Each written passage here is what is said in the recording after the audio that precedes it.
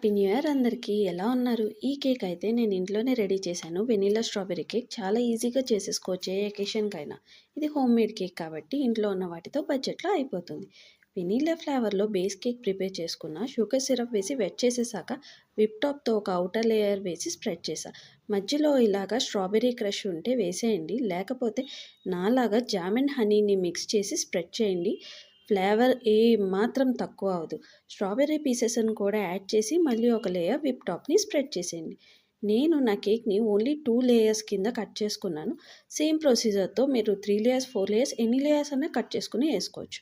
Half whip టాప్కి peach colour add చేసుకున్న, crumb coat అయితే ఇవ్వటం లేదు ఇంట్లోనే కాబట్టి డైరెక్ట్గా డిజైన్ మొత్తం వేసేసాను. పీచ్ అండ్ వైట్ షేడ్తో టాప్ని కంప్లీట్ చేసి మధ్యలో జామ్ మిక్స్ని హార్ట్ సింబల్లా వేసేసి స్ట్రాబెర్రీస్తో గార్నిష్ చేసుకున్నాను. నచ్చితే లైక్ చేయండి, సబ్స్క్రైబ్ చేయండి. ఇంకోటి ఏంటంటే నాకులా కంగారు పడకుండా ఫస్ట్ మీరు